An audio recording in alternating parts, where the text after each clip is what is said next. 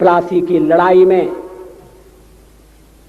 जितने लोग मैदान में लड़ रहे थे उससे ज्यादा लोग मैदान के बाहर खड़े होकर तमाशा देख रहे थे, लड़ाई का परिणाम सुनने की प्रतीक्षा कर रहे थे। देश के भाग्य का निर्णय होने जा रहा था, मगर उस निर्णय में सारा देश शामिल नहीं था। विदेश मंत्री के नाते मैं अफगानिस्तान गया था। आपको सुनकर ताज्जुब होगा, अफगानिस्तान के अपने मेजबानों से मैंने कहा मैं गजनी जाना चाहता हूं, गजनी। पहले वो मेरी बात उनकी समझ में नहीं आई, कहने लगे गजनी तो कोई टूरिस्ट स्पॉट नहीं है, गजनी में कोई 5 स्टार होटल नहीं है, गजनी में आप जाकर क्या करेंगे, गजनी में आप जाकर क्या देखेंगे। मैं उन्हें पूरी बात नहीं बता सकता। मेरे हृदय में कहीं गजनी कांटे की तरह से चुभ रहा है। जब से मैंने गजनी से आए एक लुटेरे की कथा पढ़ी है और किशोरावस्था में पढ़ी है, मैं देखना चाहता था वो गजनी कैसा है। आपको सुनकर ताज्जुब होगा, महमूद गजनी का अफगानिस्तान के इतिहास में कोई स्थान नहीं है।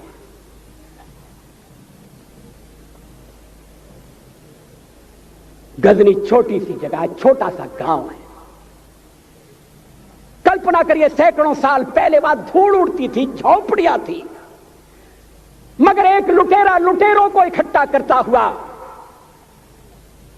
सोने की चिड़िया को लूटने के लिए चला आया। आपस की फूट से जो राजा है वो लड़ेगा,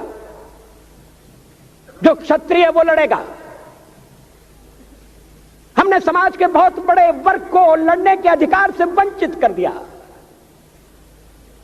हमने उन्हें हथियार नहीं उठाने दिए। मार्शल नॉन मार्शल के आधार पर हमने समाज को बांट दिया। वो लुटेरा सोमनाथ के मंदिर तक चला गया। पुजारी देखते रहे। मंदिर की पूजा भक्तों को करना पड़ती है। मंदिर तो एक प्रेरणा का केंद्र है।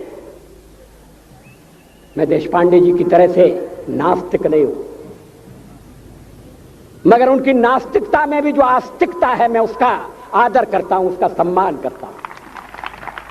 वो जिस आत्मविश्वास से नास्तिक होने की बात कहते हैं, तो मैं उनसे कहना चाहता हूं वो सचमुच में नास्तिक नहीं है। जिसकी आस्तिकता है, जिसका विश्वास है, वो नास्तिक कैसे हो सकता है? विश्वास किसमें है यह बड़ी बात नहीं है, विश्वास है या नहीं। हमने समाज के बहुत से बड़े वर्ग को विश्वासहीन बना दिया।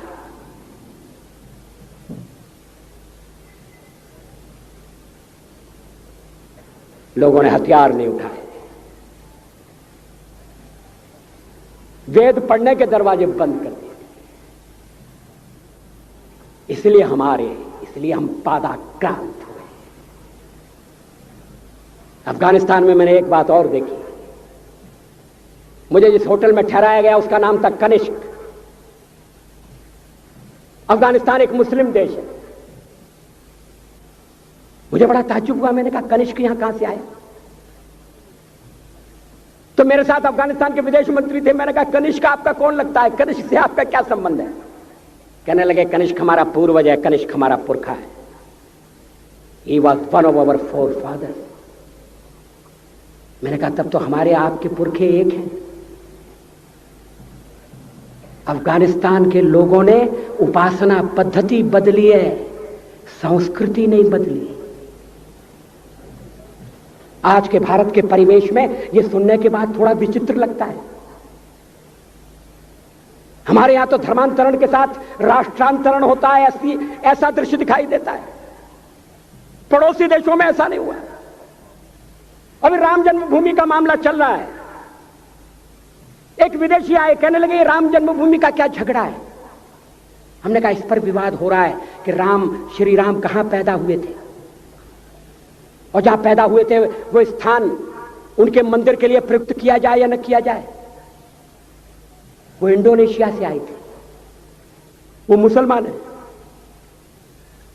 कहने लगे हम तो समझते थे कि राम के लिए सारे भारत में आदर होगा, सम्मान होगा। हमने कहा ये आपने कैसे समझा? कहने लगे आप तो इंडोनेशिया आ चुके हैं, इंडोनेशिया में बहुत से लोगों ने इस्लाम स्वीकार कर लिया, मगर श्री राम को विस्मृत नहीं किया, श्री राम को भुलाया नहीं। इंडोनेशिया के बाली द्वीप में 1 महीने रामायण की लीला होती है। मैं उस समारोह में जा चुका हूं।